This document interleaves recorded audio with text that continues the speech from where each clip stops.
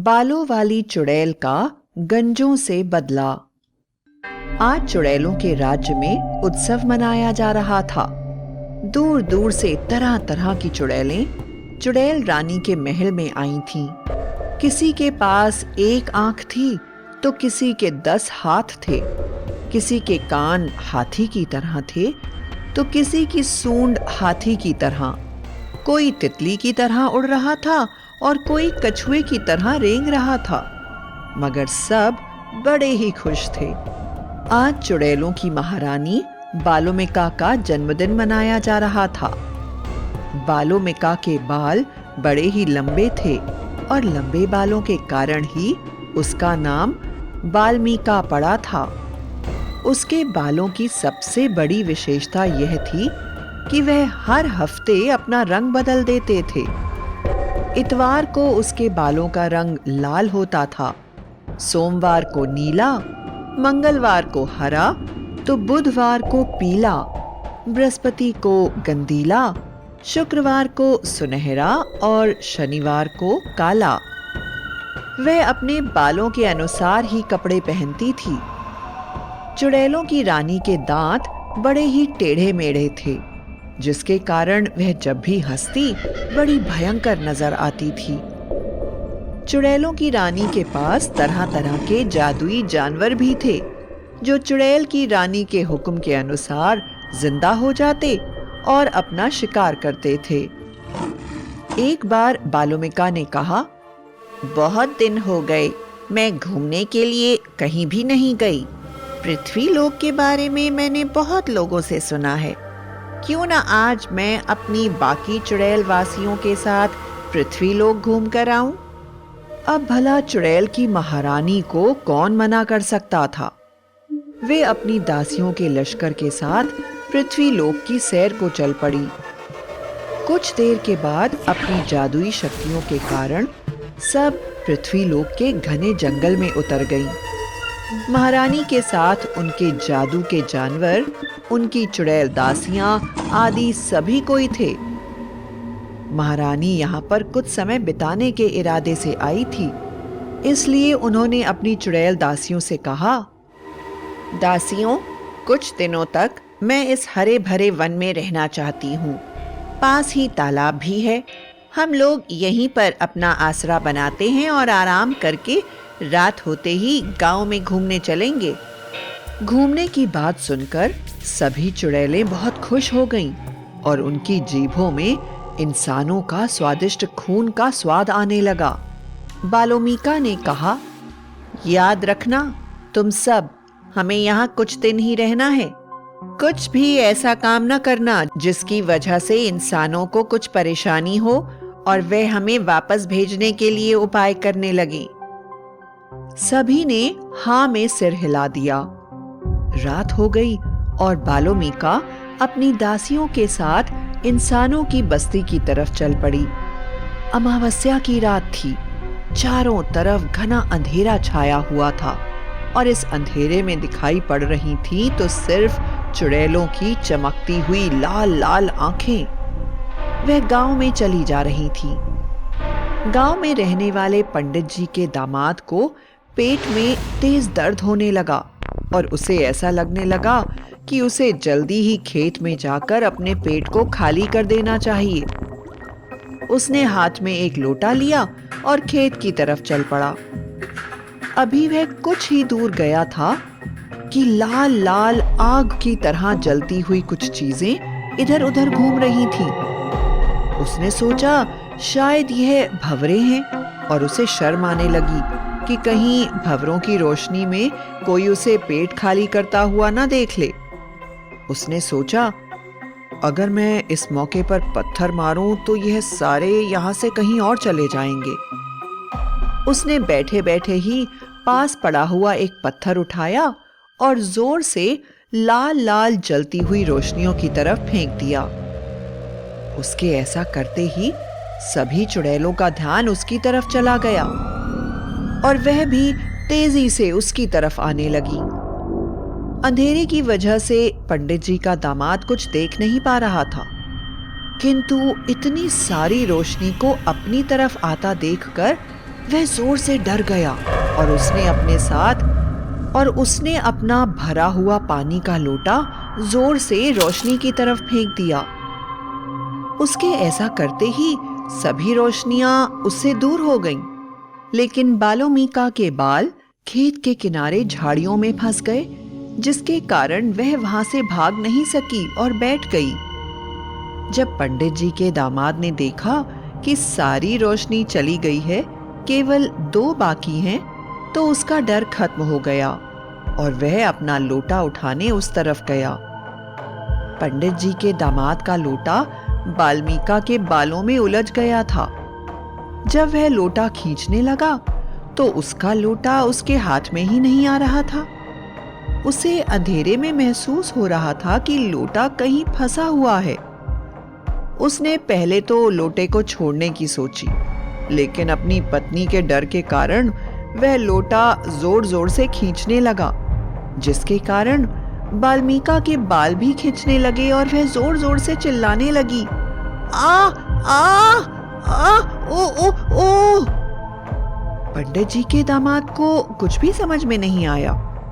उन्होंने हाथ में लोटा पकड़ा और उसे जोर से खींचते हुए अपने घर की तरफ भागने लगे, जिसके कारण बाल्मीका के बाल टूट के लोटे के साथ ही पंडित जी के दामाद के हाथ में आ गए।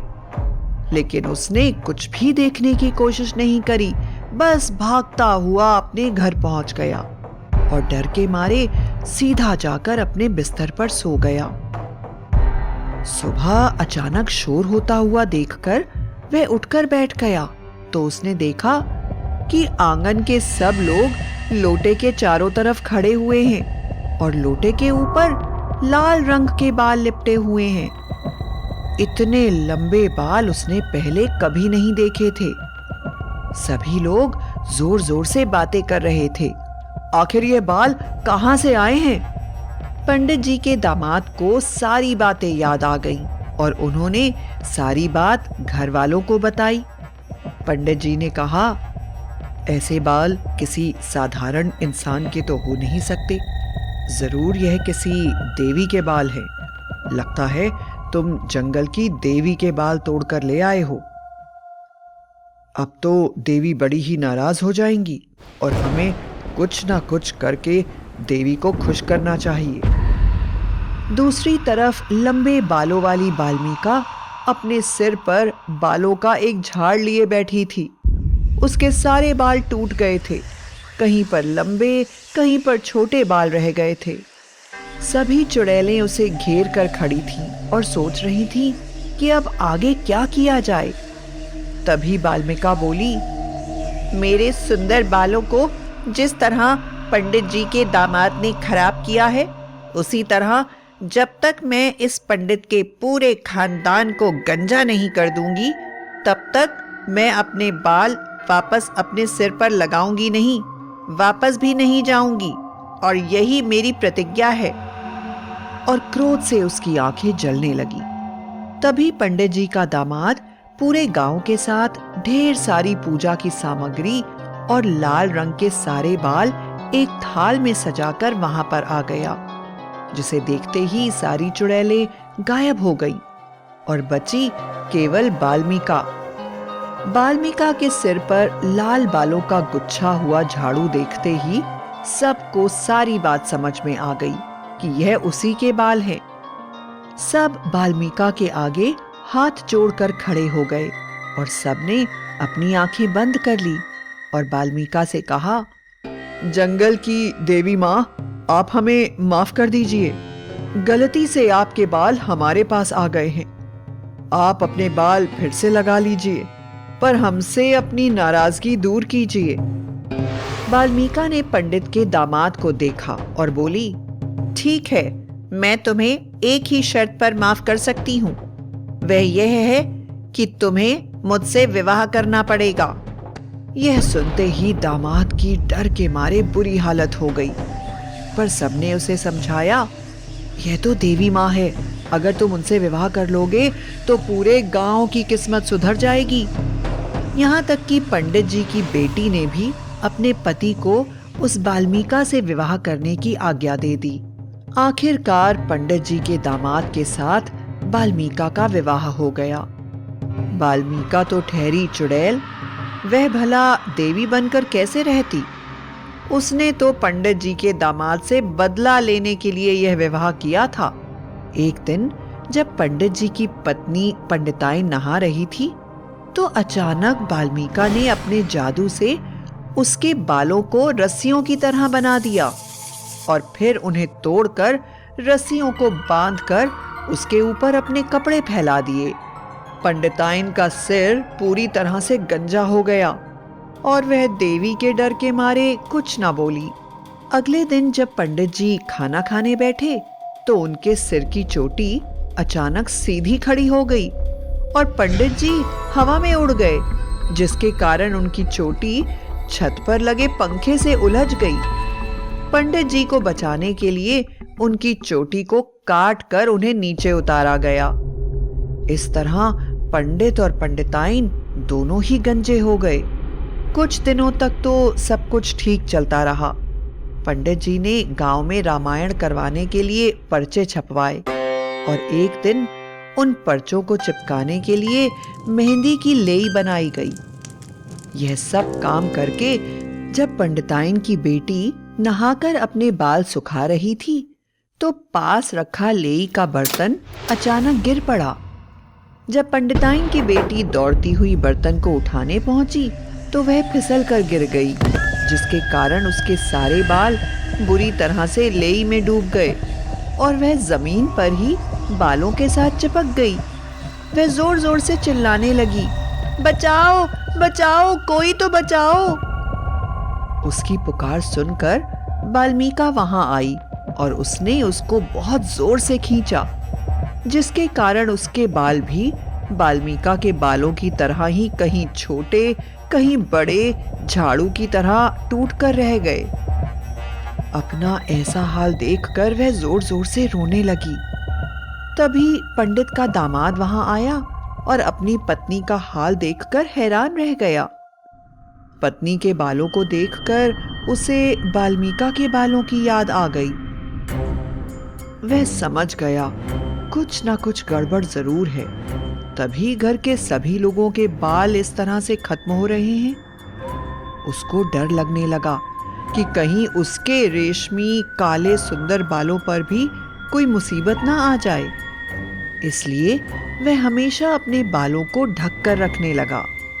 लेकिन तेज हवा से उसकी टोपी हमेशा उड़ जाया करती थी। इसलिए बाल्मीका ने उससे कहा कि वह अपनी टोपी को बांध लिया करे। कुछ दिनों के बाद जब पंडित जी का दामाद काम करने जा रहा था, तो अचानक उसे लगने लगा कि उसकी टोपी में कुछ जल रहा है।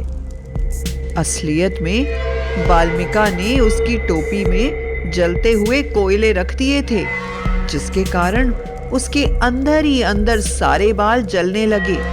लेकिन सिर पर टोपी बंधी होने के कारण वह अपनी टोपी उतार नहीं पाया और आखिरकार उसके बाल भी जलकर झाड़ू बन गए। इस तरह जब बाल्मीका का सबसे बदला पूरा हो गया, तो वह बोली, अब इस घर में मेरा कोई काम नहीं है। मैं यहाँ पर सिर्फ अपने बालों का बदला लेने के लिए आई थी। अब तुम सब जीवन भर के लिए गंजे हो गए हो और तुम्हारे सिर पर कभी बाल नहीं आएंगे। यहाँ तक कि अब इस परिवार में जन्म लेने वाले बच्चों के सिर पर भी बाल नहीं आएंगे और वह भी गंजे ही रहेंगे। मेरी प्रतिज्ञा पूरी हो गई है। ऐसा कहकर बाल्मीका ने थाली में रखे हुए अपने लाल बाल उठाए और अपनी जादुई शक्ति से उन्हें वापस अपने सिर पर लगा लिया और हंसती हुई वहां से चली गई। और बेचारा पंडित जी का परिवार दामाद की बेवकूफी के कारण जन्म जन्म के लिए गंजा हो गया।